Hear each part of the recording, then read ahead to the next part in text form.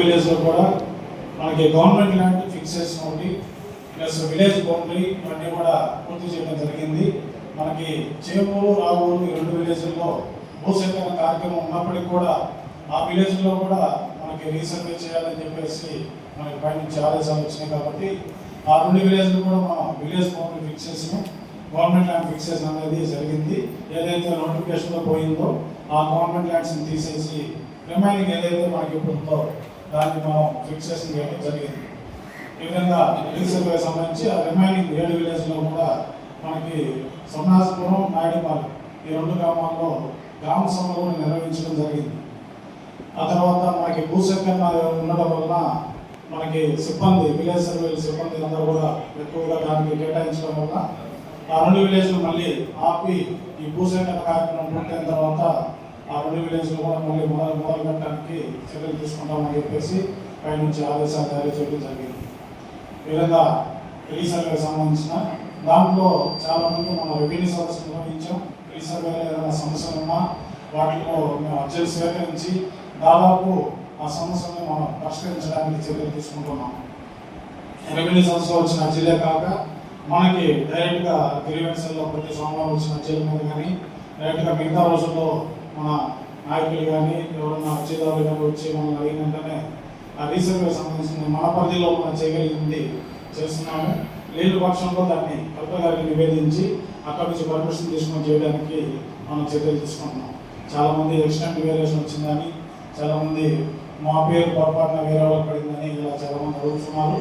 ఒకవేళ ఆన్లైన్లో పొరపాటున వేరే వాళ్ళ పేరు పడుంటే దాన్ని మేము వాళ్ళ దగ్గర స్టేట్మెంట్ తీసుకొని పై అధికారులకి నివేదించి ఆప్షన్ తీసుకొని వాళ్ళ పేరు తీసేసి కొత్తగా ఎవరైతే ఒరిజినల్ ల్యాండ్ ఓనర్స్ ఉన్నారో వాళ్ళ పేరు నమోదు చేయడానికి చర్యలు తీసుకుంటున్నాం. ఇది రీసర్వేకి సంబంధించి జరుగుతున్న ప్రక్రియ.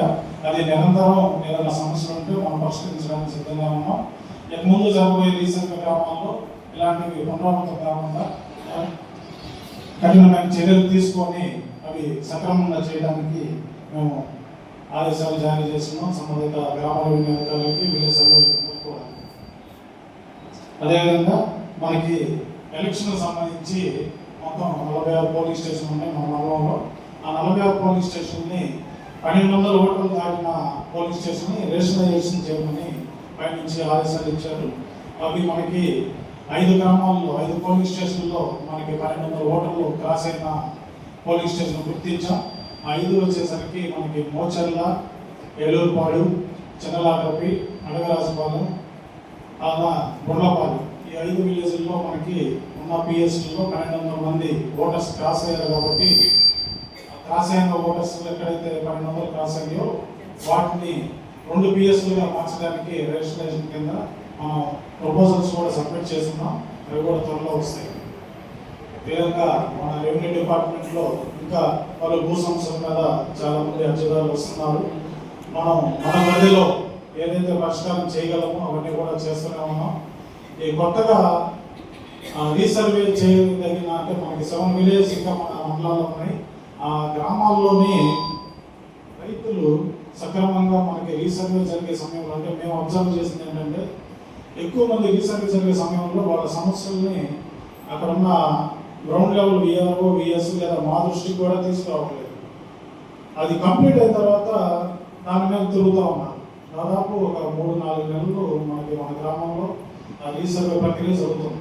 కానీ ఆ టైంలో మన రైతులు అది సద్వినియోగం చేసుకోకుండా వాళ్ళు మనకి ఇప్పుడు వచ్చి రీసర్వే కంప్లీట్ అయిన తర్వాత మాకు ఉన్నాయి కాగితాలు మాకు చేయలేదు, మేము ఆ టైంలో రాలేకపోయాము, మాకు ఇబ్బందిగా ఉంది, ఇప్పుడు వేరే వాళ్ళ పేర్లు వస్తాయేమో మాకు భయంగా ఉంది, ఇట్లా మారిన కొన్ని ఉన్నాయి, కొన్ని ప్రభుత్వ భూమి మీద పెట్టారు.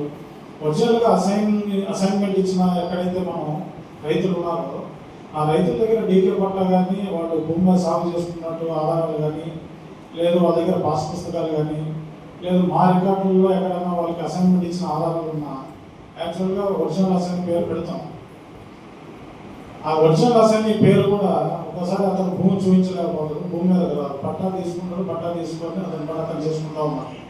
మనకి ఇప్పుడు అంత అవసరంగా ఉందో భూమి గురించి అన్న ఉద్దేశంతో భూమి మీదకి రావట్లేదు. ఆ భూమి మీదకి రాకపోవడం వల్ల రీసర్వే జరిగే సమయంలో ఆ రైతులు వచ్చి భూమి చూపించకపోతే మాత్రం అది ఎవరు కూడా నిర్ధారించలేదు. వాళ్ళ హద్దులు వాళ్ళు చూపించాలి. అది చూపిస్తే సక్రమంగా ఆ ప్రభుత్వ భూమిని రీసర్వేలో నమోదు చేయకుండా దాన్ని ఒరిజినల్ అసైన్ పేరు మీదకి మనం నమోదు చేయడానికి చర్యలు తీసుకున్నాం. నాకు ఎక్కువగా రీసర్వే కమిటీ విలేజెస్లో వచ్చిన కంప్లైంట్స్ అన్ని మ్యాక్సిమం ఇవే ఉన్నాయి. ఆన్లైన్లో అసైన్మెంట్ దారులుగా గతంలో ఉన్నారు రీసర్వే ముందు. రీసర్వే జరిగిన తర్వాత వాళ్ళ పేర్లు తీసేసి ఒరిజినల్ అసైన్ పేర్లు తీసేసి ప్రభుత్వ భూమిని పెట్టున్నారు. దాంట్లో 2 రకాలు ఉన్నాయి. ఒకటి అసైన్మెంట్ దారుడు వేరే వాళ్ళకి అమ్ముకుంటే అది మనం పిఓటి యాక్ట్ కింద దాన్ని ఒరిజినల్ అసైన్ పేరు తీసేసి ప్రభుత్వ భూమి కింద నమోదు చేస్తాం. అలా కాకుండా ఒరిజినల్ అసైన్ సాగు చేసుకుంటా దగ్గర డీకే పట్టాలన్నా కూడా ప్రభుత్వ భూమి కింద పెట్టారని చెప్పి వస్తున్నాం. అవి పెట్టడానికి కారణం ఏంటంటే రీసర్వే జరిగే సమయంలో వీళ్ళు వెళ్ళి అక్కడ సర్వేను కానీ వీఆర్ఓ కానీ కలవకపోవడం. అందుకే నేను ఈ సభాముఖంగా మన సర్పంచ్కి ఎంపీటీసీ అందరికీ తెలియజేసేది ఏంటంటే ఈ గ్రామాల్లో రీసర్వే జరిగేటప్పుడు ఇక మిగిలిన 7 గ్రామాల్లో కొంచెం రైతుల్ని మోటివేట్ చేయడానికి మేము గ్రామ సభలు ర్యాలీలు నిర్వహిస్తున్నాం. మీ తరఫున మీరు కూడా కొంచెం రైతుల్ని మోటివేట్ చేస్తే ఆ రీసర్వే ప్రక్రియ కూడా సక్రమంగా జరిగిందని చెప్పేసి నేను తెలియజేసుకున్నాం. అలానే స్వామిత్వ కార్యక్రమం కూడా మన ఎంపీడో గారి ఆధ్వర్యంలో స్వామిత్వ కూడా నిర్వహిస్తున్నారు.